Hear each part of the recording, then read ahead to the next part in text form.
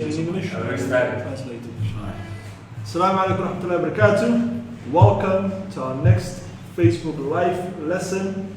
So today we have our teacher talk session. Inshallah, we have with us Macalin Weheliye. Assalamu alaikum warahmatullahi wabarakatuh. Assalamu alaikum warahmatullahi wabarakatuh. Inshallah, waxaan qaadan doonaa mawduucayni teacher talk. Inshallah, waxaan ka wada hadli doonaa the difference ama positives and negatives of online education and offline education. Marka waxbarashada offline-ka ee fasalada la xaadiriyo marka la barbar dhigo fasalada ama waxbarashada online-ka. Labadaas aan doonayna inaan maanta is barbar dhigno ardaydana si ay u fahanto mid walba faa'iidadiisa iyo khasaarihiisa. Marka inshallah Weheliye, welcome. So we're going to talk about it. Nasir, just double check the voice for us inshallah. Okay. Any questions soo baxana comments wixii jira su'aasha noo soo qora inshallah. إنك كاميرا دايما تشوف كومنتس في الآخر دونا وحين سؤال قبطان لايف نحدي سدان وكتشوف بكرنا وكتشوف دونا إن شاء الله. Really? Yes. So welcome. Thank you you were very much. a teacher at Language College. You've been a teacher here now for how long? And for almost 2 years right now. Two years and almost 3 years. Yes, August 3. September is going to be 3 years. Exactly. 3 Time years. flies quick. Very quick. MashaAllah. Yes. Okay. That's good. What we're going to talk about is college ka usoo shaqo tagtay waxaad ka shaqeyn jirtay xiisadaan dhigi jirtay. Yes, exactly. fasalada dhigi jiray ama fasalada dhigi jiray macallimiin kalena fasalada dhigi jiray. Yes. So basically, when we were starting, and I used to teach offline classes where students and teachers used to see each other. Yes. And back then, that was how we started with. So we had 3 classes, and you used to teach. You used to start with all our offline classes, and you used to do online classes, and I used to do offline. Yes. So basically, most of the time, I used to have 14 to 15 students. They used to face each other, just like right now. And then we asked them to talk to each other, ask each other questions, and sometimes I used to go around the class and talk to them, ask them questions. I see how they're doing, what kind of difficult points or difficult areas they used to face, and then I used to help them out with those areas. Very good. So when we used to teach offline, I think our offline was different than other offlines. Exactly. I've used to teach in a different institute before teaching here. So the other institute, it used to be students facing the teachers. Okay. In other words, I used to look at the board, teach or write something on the board, explain, and then they write it down. Okay. That was where the students used to take info and never give out any info. It was just only input. No Input, output. yeah, exactly. Okay. But the one we started here, the way you used to teach, or the one of the things I experienced while teaching here, Yes. it was that we used to give input and they used to give output. In other words, they used to even give output among each other and even to the teacher. Yes. So it was a different way of teaching, and the students were interested because students, we Somali people, we like to talk. Yes. They love to talk. Exactly. So once you give them the chance to talk, they will not stop. Exactly. If they're comfortable and confident. Exactly. That's the biggest challenge. Marka haddii marka adiga tusaale kale hadaan leeyahay fahansiyo berigi hore fasalada offline kan dhigi jirnay ardayda qaar ama ABC ama beginner ka taagan oo kale fasalada marka la soo hor fariisanay macalinka intooda badan ama dalkeena qaar wax loo dhigo waxa weeyaan ardaydii oo macalinka ku wada jeeda ama sambuurada ku wada jeedsada macalinkana sambuurada hor istaagay wax uu qorayaa macluumaadka ama inta information-ka uu siinayo uu bixi xifdiyaa ardayda. Exactly. Marka xifdi u baahan jirtay wuxuu macalinka sambuurada ku qor wuxuu si ugu dhawaaqo isku day inaad xifdiso kadibna inta qoraalka aad saxdo kadibna marka aad birtooda la timaado wixii soo xifdiyo. Exactly. Marka taasi barasho maaha marka dhinac laga eego. Barasho marka laga hadlayo waxa weeyaan waa comprehension, complete immersion marka laga hadlayo. Marka inagu fasalada offline marka loo dhigi jiray kala duwaneed ardayda saan oo kale iska soo jeedsan jiray. Marka miiska oo kala dheer ayaa isma jiray miiska waliba kan mid ka dheer inta la sameeyo ama laba miis isku daba taxi jiray. Yes. Marba saddex marka ardayda markay saas ka soo hor fariistaan ilaa 4 arday baa fasalada fariisan jiray. kuwa fasaladii hore fasalada iskuulada kalena xafiisan jiray 35 iyo 34. Marka to compare waxaanu doonaynaa inaanu isbarbar dhigno online and offline ka generalka. Marka offline-ka Kenya inaan isbarbardhigno waxaan doonaynaa inaan isbarbardhigno fasalada iskuulada sida caadiga loo bartay marka way ardayga marka online hadduu soo galo language college iyo hadduu offline doorto meel kale uu ka xaadirayo qaabka waxbarashada uu ku kala duwan yihiin baa doonaysa isbarbardhigno marka tusaale kama soo qaadan doono offline Kenya hore way kaas uu ka yar duwan yahay waxay la kulmi doonaan markay tagaan iskuulada kale ama offline-ka kale yes marka if you were to say quick points the positives and the negatives of offline education. Okay, so let's start with the positive of online education. Offline. Okay. Yes. The positives of the offline education is basically one of the good things about offline is where the teacher and the students will attend the class on that specific time. Yes. So the both parties or the both group, the teachers and the students, will be attending and they will be listening and they will be facing each other and the teacher can see the student how he's reacting to your lessons. So if he's absent-minded or if he's not absent-minded, if he's paying attention, if he's having some problem, you can tell through facial expressions. So that is one of the things in real time it's real time. So you can tell, you're facing the person, you can tell. So if he's annoyed, if he's sick, if he's not feeling well, you can tell from that. You can tell.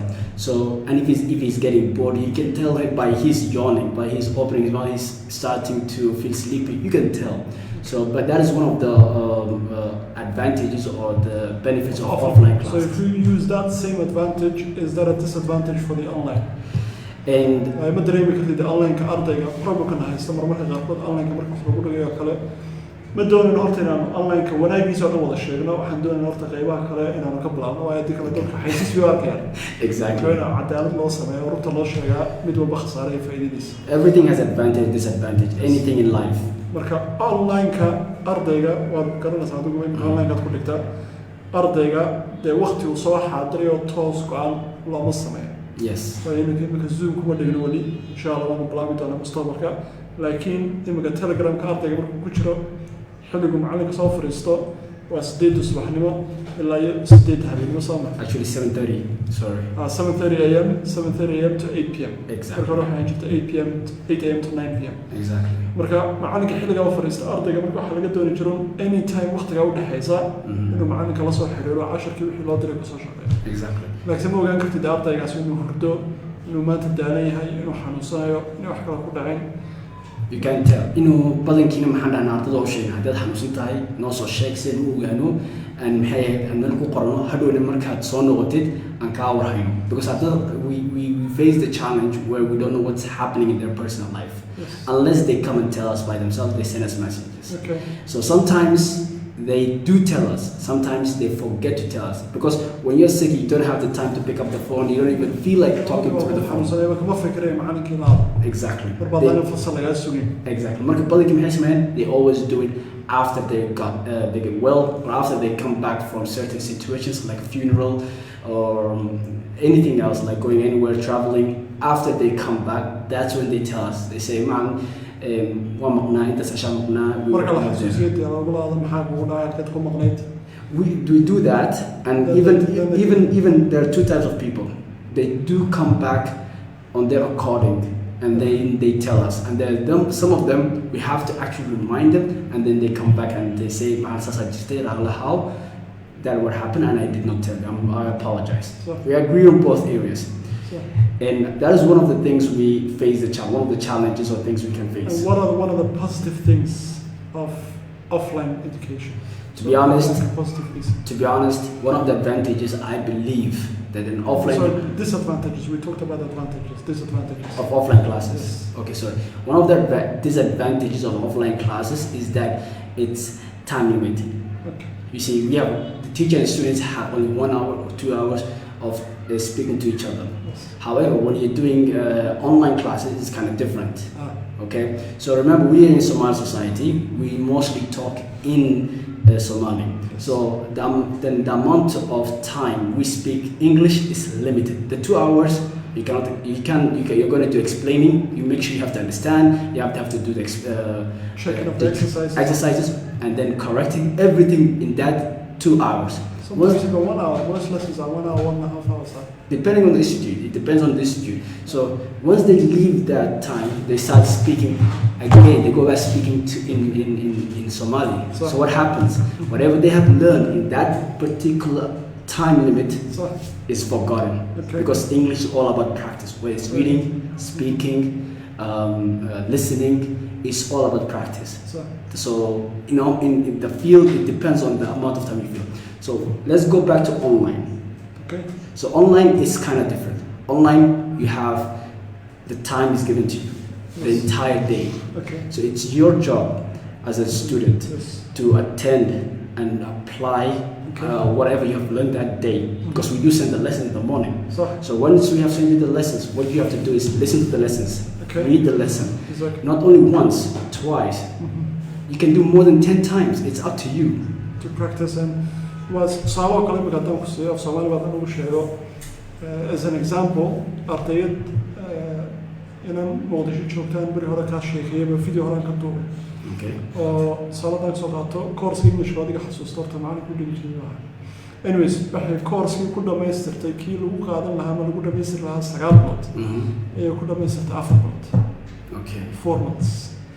sababtana waxaa keenay waxa weeyaan markay xiisada ama fasalka marka macallimiinta ay soo galaan ama subax marka macallimiinta soo galaan shaqada iyadoo waxay u qaadan jirtay xilliga macallinka ilaa iyo inta duhurka ka gaaray way la hadli jirtay ardayda kale la sheegaysan jirtay practice fara badan bay samayn jirtay marka ku hadalka luqadda ABC da ka soo kooday beginner bay ka bilowday beginner intermediate advanced waa 3 meelood ama 3 bilood marka 9 bilood bay ku dhameeyeen 9 bilood bay ku dhameeyeen 4 That's actually great. marka waxa weeyaan qofka fursadda online ku ka helay waxa weeyaan wuxuu kaga yara duwan yahay offline ka maadaama macallinku Telegram ku jiro waqtigana uu ku furay 7 marka subaxnimo ilaa 8 habeenimo marka laga reebo doorkii casarka intuu dhaxaysa mooyaane 2 saacadood ama 2 saacadood bar macallimiinta yara badan yihiin qodada iyo nasashada inta kale 7 markii ilaa 12 hadana 3 markii ilaa 8 xilli kasta intaas oo dhan inta jeer doon soo انت تشير don't touch all this. Exactly.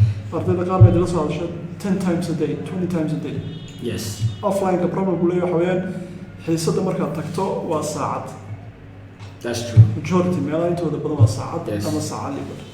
هدي حاضرت فصل فصل حفردية وغيران لبعتن شيلاتن أرتي هذا كبرنين. ما أنا تروح على فريسيا صدق أفرتني يكونتن. Exactly. وأنا ركنوا مال فريسيا سديتن أرتي. It happens. marka macallinka xiisada sodonka arday ama shanaadka arday intuu 10 kii sharaxayo kii shalay uu ka saxayo iyo intuu tilmaanta siinayo ayaa buu qaadanaysa 20 minutes. Exactly. labaatan daqiiqo aad u baxda musaaba ka jir haddana 20 daqiiqo kale waa inta ardayga wax qorayo ama isaga wax laga doonayo inuu exercise sameeyo. inta kale marka hadalka hadii laga hadlo 20 minutes ka hadalka hadii la speaking baa la sameeyaa 15-20 minutes arday walba de waqti loo mahelayo inuu in badan hadlo. Yes. marka waa 2 qof ama 3 qof maalintii la dhageystay. marka qof walba fursad ma helayo week wax laga yaabaa mar kaliyaad inuu ardaygaas hadlo ma labada wiilba mar la soo istaajiyo. The practice ku filan ardayga ma heli waa ardayda waanu ka wada warhaynaa the biggest challenge waxa weeyaan waraysiga iyo wada sheekaysiga ardayda. Just like right now. Exactly. Yes. Let me correct something about it. So you said the 2 hours that the teacher is absent. They can still talk with the students. Exactly. They can still talk. Exactly. They can keep practicing. And most of the time, as you know, we're not only teaching students from high school, we're also teaching adults. In other words, adults, they go work in the morning, and they come back around Turkey and they eat. Once they eat, some people sleep, depending on the persons. Yes. But what they can do, if they really have the passion, they will go back to their lessons. They will come to their lessons. They will start to speak among themselves. So it's up to the person individually. As I was saying, the only thing you have to know that when it comes to online classes is self-discipline. You have to make sure. Exactly. One of the biggest challenges would be self-discipline. You have to, the teacher, the students need to make timetable for themselves. And if they don't do that for themselves, it will be challenging for them. How to continue the lesson. Marka taas way jirto horta in self-discipline ka wadaan ka hadalno ardaydeena ama kuwa dalkeena jooga miyay kula tahay inay self discipline leeyihiin? And to be honest, self discipline, it's how you were raised.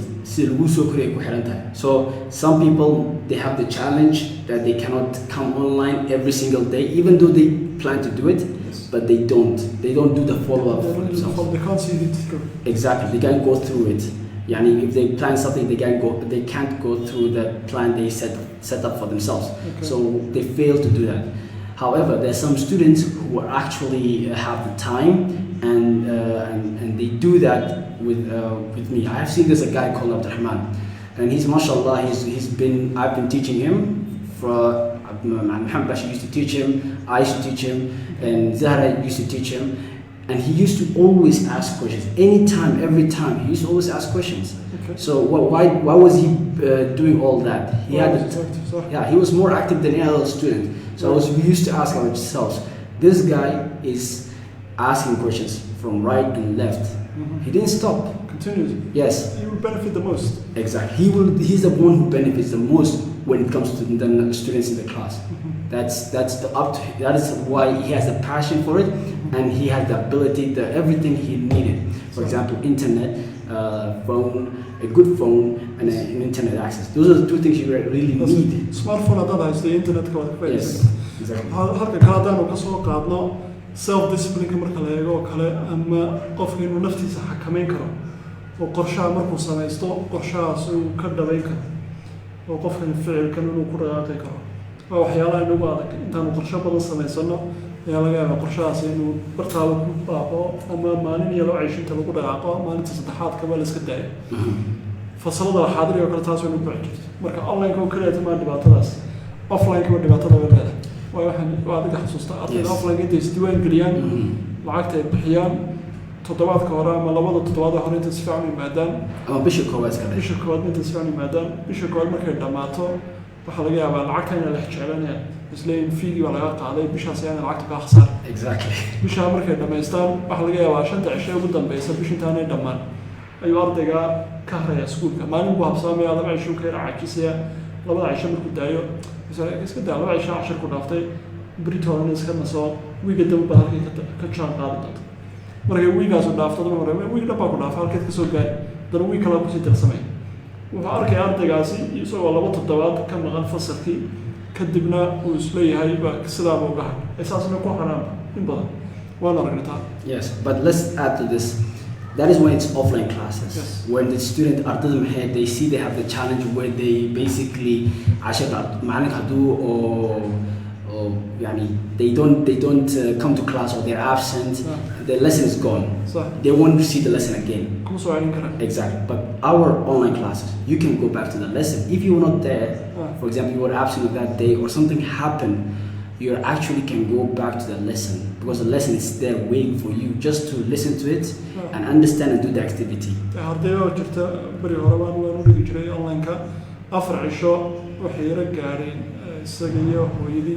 Ethiopia.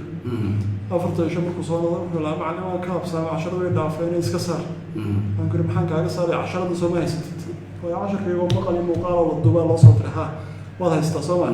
Best is Dibutao, Lavisha, into Kusona Master. Okay. Asher Ki Lava, Asher Kodat Malin, Saadi, Bros, is also the Garsin. Mantakana was salad, but so guys. Exactly. Because he was a man, Afrat, he was a man, Shanat Hiba, he so got Asher. Exactly. So that is the advantages of online classes. There's no rush. There's no rush. That's it. Mashallah. السؤال بين صاغ الشيء أرضي نسوي دي رجع محمد سؤال كومنتس كنا وصل رشاد سؤال قبطان رجع محمد حري وحنا نقول عصنا بوك 5 وقدر بوك الشرط وحنا نشيله إنجليش لا يرمى إنه نشيله وإنجليش عربي بقى في بوكله. We have 4 books, and in my opinion, we can actually add another book because right now we're focused on the basics. Like right now, we're looking at the general population, and most of the people we are trying to teach or talk to are the basics, starting with ABC and basic things. Now, once they finish the basics, they need something much more advanced. They want challenge. We human beings, we like challenge. Want to go to the next level. Exactly. Always 5 steps. You told me this about last time. There's something called 95%. It's always 95%. We always add 5. We can add 5%. Yeah, we always add 5%. Exactly. So that is something we can do also. Another book.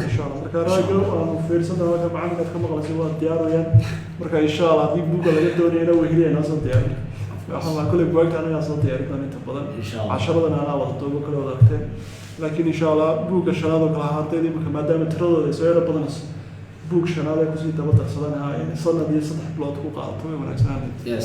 واللي بالرايتنج كنا حوق صار بوك الشناد وكذا. I have speaking حوق صار كده بنا رايتنج حوق صار. Yes, I have seen some students they're actually asking for report writing, and they even add academic writing, all kind of writing they're looking for it. Because most of the people we're teaching now are adults. They work in institutes or agencies or organizations where they have to write down things. Documents, exactly. So it's kind of a challenge for them. So they need it. بيتاسون سمنتنا إن شاء الله مركب حوالي أرضيدا وحلتوني فهنسيون فائدة خسارة الليل وحبرشة أوفلاين كا يوحبرشة أونلاين كا يوحكوا كل الدنيا مركب داني مك كسير كوبنا لو قلبوا مدة بيوحد دونا أونلاين كي أوفلاين كا ويكل الدنيا لكن سلوا ضبا وحيالا بدن بيكون أكسين وحيالا بدن وحوين ويكل تانا ما خسارة كلا كينكا لكن مركب لا يهان لا يتصالوا كلا وقتك وهي مركب لا يجوا وقتك واحد شيء قالسن ده بنادك النفط السي مركب لا يماد إيمانك إسلام الحسين وإنك جوابين وحكوا حجوا وقتي عافمات مركب أنت الله شيء أنت عافمات لا لا ولا سوق أسنان وقاس هذاك ودافع دبلوم سعودي كرويرت وعدت مركب وقتك هذا ودافع صالوا كلا الله ينهان ما نقدر شيء أرضك دبلوم سوق كبير حاجة كلام مركب لا جانا أونلاين كا أرضية حاضرة فصلها into the growing otherwise start time to get ready, time to go into the bus, exactly. The time to go to the lesson. By the time the teacher actually you're waiting for the teacher, sometimes the teacher is not there. Yes. And then time for you to come back, time for you to write. مركب مرمر حيصة ساعات قاعد محسوب برا نسوا والله جاي بحيصة دام إلى 8 دقيقة بحقر يسوا مش 8 دقيقة لبد دقيقة مش 10 دقيقة هذا يسوا إنه يكون قاطع 6 ساعات. وسي ساعات كده يرجعوا جاي يسوا ساعات كساعات ساعات كتر. مركز 6 ساعات بكاربح وكنا وحنت فايدة حوالي نص ساعة. Exactly. وأنت كالأرض إذا ولا هم نسام يعني متى سوق كليه مركز نص ساعة فايدة إذا يا 6 ساعات وقات. مركز وقت جالسوا كلام ماني والبعض 6 ساعات كاربح كورن وفايدة هذا ما يتهاي 6 دقيقة. It's a disadvantage for the student. For the teacher's perspective, it doesn't feel like that much weight. There's not a lot of weight on him. سيد عليس بدو يسوي حين صدق كليه شغلهم كسوق لا أنتوا كبح يتسوقوا There are some teachers who come late. There's some teachers who come early. Now, if the student is really serious, I have seen this back when I used to when I was in high school in Tanzania. We used to attend classes, come before the teacher. Where we used to discuss, we used to check our books, we used to ask ourselves questions. Sometimes there used to be surprise quiz, and by teachers doing that, we used to be on our tiptoes. You used to stand on our own toes. Yeah, we used to never ever take anything lightly. Yes. So if the students only come to class expecting only for a lesson, that is a different challenge. That's the challenge. أنت بدأنا وانكارك وحويان مرت وقتك مركب لا يجوا وحبرشتي بريجي يهري يا أرتدي ما كنت شوفت سكوين ما مقدار نقول حندقي لا was 14 years أفرت سنة وحدقي أبي تدور أفرت سنة وحدقي سقط صارت كسوق عنا ما ندري واحد تاني سكول بيابو وحكي لي جري تطبعت ندي 70 أنت أنا ضربة كار before you were born before I was born 79 78 سكول وكذا جري أرتدي وحدقي جري أيام ماشي شوي ويجوا دادو دمرة يد كنتني شنو أفرتني كنتني حاسة هذا مرة وحين جاء مركز صوت سنة لقى شرد فوم 2 بي فوم 1 كي ملا كوجر هذا وقت سالم كان كسيه وحويان أوف قاسي وكلية أرض قاسي بحار يصدق لقى ما صدق بقريج أنا هذي لي يقول أجدو أماذا بحار مركو فصل كم يصدق بحار ودقيج لقى ما تبدأ بقريج هذا ardaygu markuu albaabka soo istaago intuu arko macalin cabdisalaam aabbo ku jira xiisadii soo noqon jiray. There's still some teachers who do that. Waa respect weyn ixtiraam. Yes. Macalinka inaad ka soo horeyso waxay ka mid tahay ixtiraamka waxbarashada. True. Laakiin imika waxaad moodaa waxbarashadii qiimo badan lama siiyo. Dadku waxay ku wada mashquuleen social media iyo entertainment iyo nolosha waxaan loo jeedin. Marka shaqana lama qabanayo, cilmina diini lama baranayo, cilmi maadina lama baranayo. Dee intooda badan waxaad arkaysaa ama fun iyo entertainment baa lagu mashquulay. I'll give you a better example. So I used to go to a university in Hargeisa. The university I used to attend. Imagine the students did come early. There were few students, not all of them. They used to come before the teachers. However, they used to go to the nearest restaurant, have a cup of tea, enjoy themselves, relax before the teacher comes. This is what used to happen. The ladies used to sit in the class, okay, or one or two boys used to sit in the class, and when the teachers do attend the class, they call to the phone and they tell the other ones who are in the cafeteria, they won't come. Imagine how that affects. احترامك وحبرشة مركا لا إيجو معلمين ترون تدرس وشغالين ومعلمين باناي معلمين تلفت جوده مركا لا إيجو من صداع كونت ومعلمين تي لقد دوني وقت جلاليو exactly on time واحد كسر معلم كي سجى مرة ولا حبسنا ده معلم كنا مرة ولا تو حبسنا والله أرتجنا بحد كسوليس. And there used to be one or two teachers. I remember my microbiology teacher and my pediatric lecturer. Right. So basically, they too were very good. First of all, there was the microbiology teacher. His name was Jama. I remember. I'm not sure about his name. Jama or Jamal. Right. Let's say Jama. So what he used to do is he used to come to class on time, leave the class on time. Okay. So he used to have the ethics of time punctuality. Right. Okay. On time, 2 hours. That was the credit hours on the.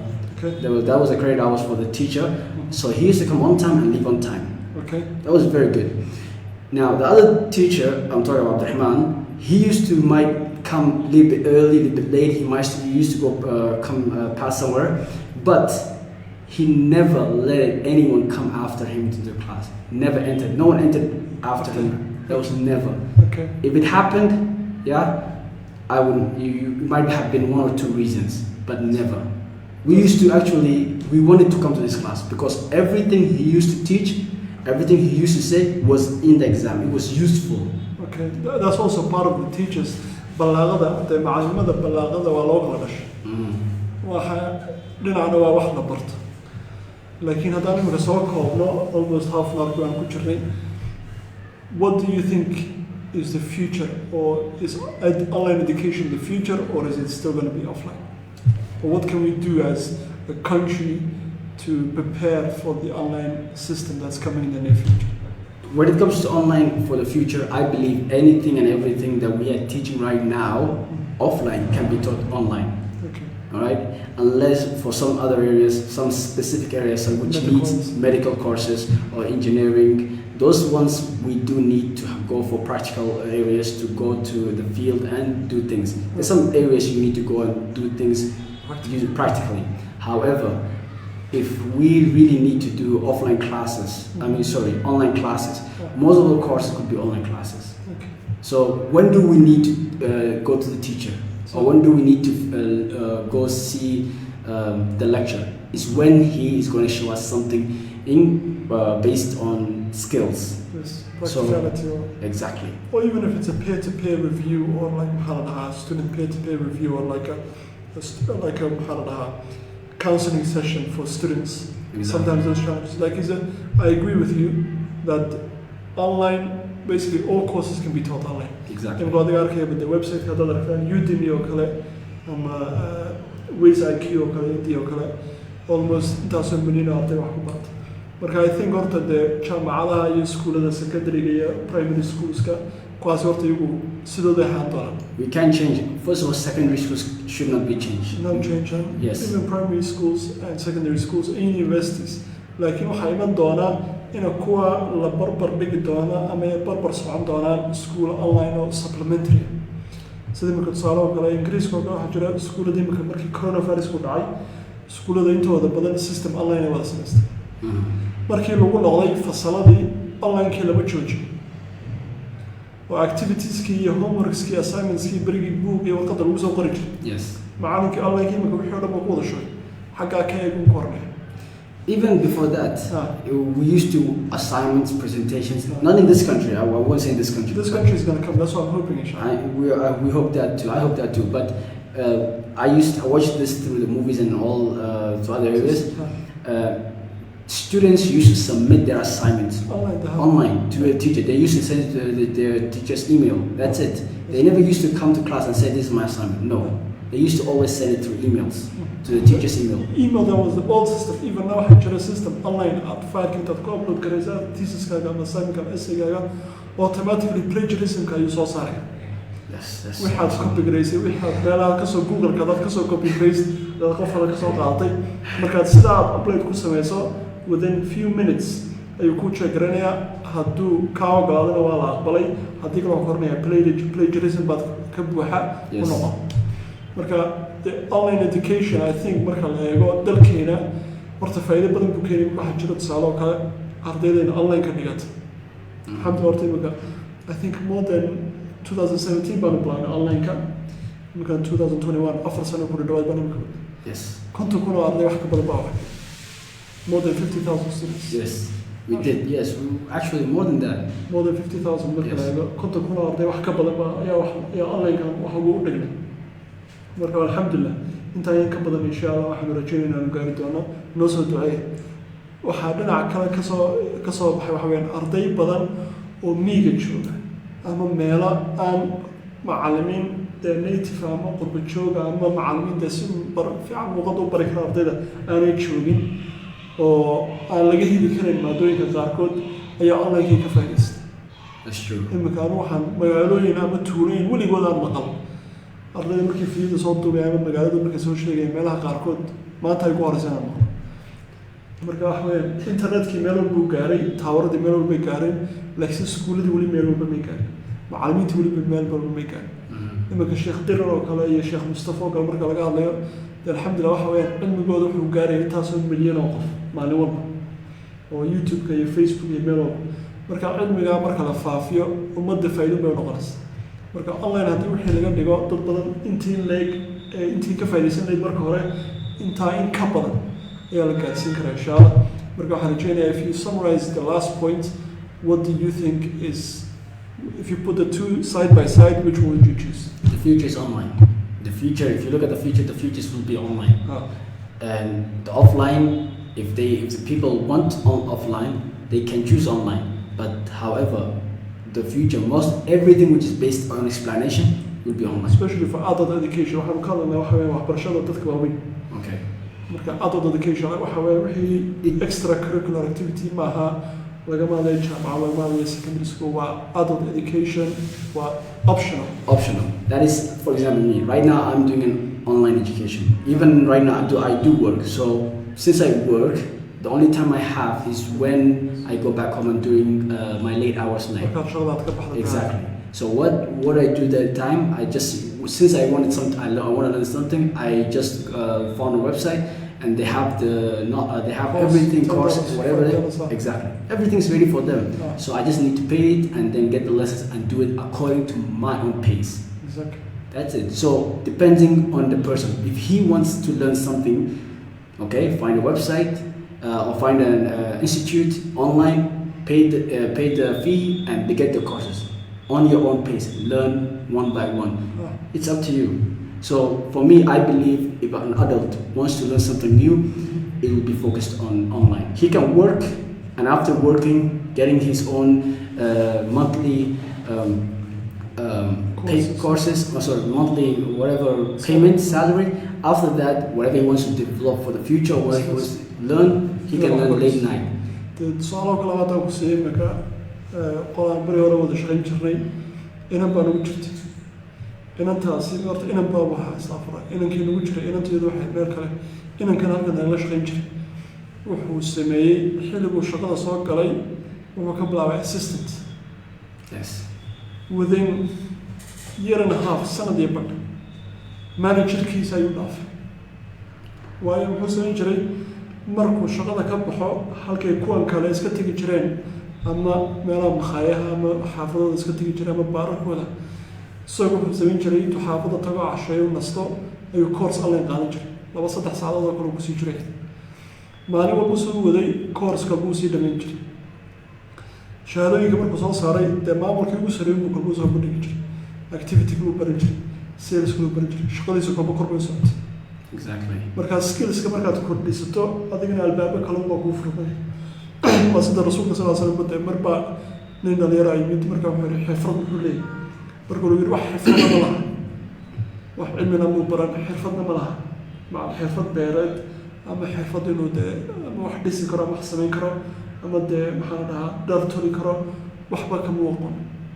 rasuulku waaba ka jeedsa marka waxa weeyaan macnaheedu qofka haddaanu xirfad lahayn hadhow noloshiisa kuma filan karo marka xirfadaha inaad barato theory hadday noqdaan iyo practicalba labaduba ku dadaal insha allah online-kana waxaan idin sheegana waxa weeyaan mustaqbalka 80% waxbarashada markay ka dhammaato ardayga jaamacadda waxa kaloo dhanba online la wareegi doona ugu talagal ciyaalka inta waalidiintana daawanaysa ama inta garanaysa ciyaal ee adeer ama abti u yihiin waxaad arki doontaan inay iyaguba kaaga dheerayn doonaan online systemka isticmaalka mobilka ilmo yaroo 2 jir 3 jira ee youtube-ka garanaysa ugu geysanaya exactly he can watch he can learn a lot of things dadku isagaa geysanaya makayga yara maka 4 sano iyo bar weyn wixii soo dhanba telefoonka dhanba isaga kaaday waxyaalaha anigu aanan garanayn buu soo geenaya marka waxa weeyaan this is part of education marka online-ka markaanu ka hadlayna anigu waxaanu doonaynaa inaanu waxbarashada aan hayno inaanu gaarsiino tirada ugu badan insha allah marka ardayda meel walba ka faa'iidaysto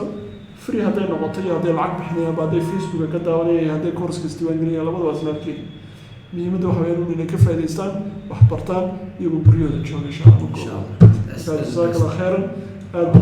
You have a question? Yeah. Okay, so that's question. Well, I'm not aware she's connected with you. Okay, I'm not aware what Matsata. Teacher, when you can speak and understand, but the writing is very difficult. What can you improve your writing? Okay. Or how you can improve your writing? Yeah. Okay. She can speak and she can listen. Yes.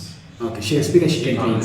She can understand. But writing is different. Writing is different. If you're writing a literature book, that's a different thing. If you're writing report writing, that's a different thing. So the skill, first of all, you need to learn the basics of academic writing. Whether it's letter writing, whether it's report writing, you have to first learn the design or how it should be written.